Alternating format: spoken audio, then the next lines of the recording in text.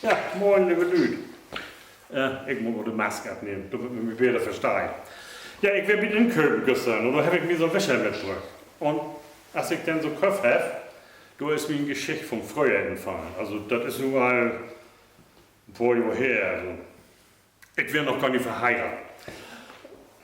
Mit meinen Freunden, mit meinem Domkollegen, da lebe ich zusammen in Flintbeek in so einem Hochhaus, im 4. Stock. So.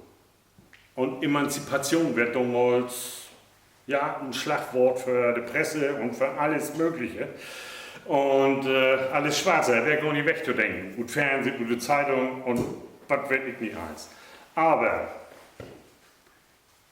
die Mannslüg, also da täte ich mir nur Oktober, ich werde damals auch emanzipiert. Wir leben ja zusammen in der Wohnung und da müssen irgendwann nur die Fenster putzt werden. Und dann sage ich am Sonntag dann zu meinen Leuten, du pass mal auf, du kannst so hier saugen und ich muss mal die Fenster saugen. Ne? Ja, meinst du, das kannst du, sagst du zu mir. Ich sag, nur klar, das ist doch nichts Leges wie. Also, immer Schnapp, Boderin, Reinigungsmittel und dann so ein Wischer hier. Ne? Da kriegst du was mit sauber. Ja, dann habe ich geschieben, erstmal ins Schlafzimmer, dann in die Stufe. Bloß in die Stufe, da haben wir ja auch noch einen Balkon, also nicht in der Stufe, sondern Buden. Und das Balkonfenster und die Tür, die müssen ja auch putzt werden. Und das Balkonfenster, das wäre fast, da konntest du von Buden machen. Und das wäre auch im Februar, also wäre nie so warm, Buden. Aber ich denke, da konntest du ja mal schnell machen und dann ruh am Balkon, Fenster putzt. Das große Fenster, das wäre kein Problem, das hätte ja stillholen, aber die Balkontür, die ging immer wieder auf. Kaum habe ich da randrückt, dann zack. Und dann sage ich zu mir, du pass mal auf, mach mal die Tür dicht, damit der Fass ist, dann kann ich das auch schön sauber machen. Ne? Ja, ist gut, sag ich. Na, ich dann alles sauber machen, die Schiefe auch klar, ich kann bestens rinkicken. Und dann klopfe ich an der Tür und sage hier, wohl wer da rinlutten war. Aber wer wäre nicht da, mit Lutten? Weg wäre sie.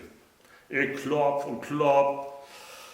Mir wird immer Köller und Köller, ich habe auch keinen Jack antrocken, wie ein Kerl damals, ne? Und das hätte doch länger gedauert, als das, was ich gedacht habe, ne? Ja, nun, wir haben mir erstmal guten Hinsetzt auf den Stuhl.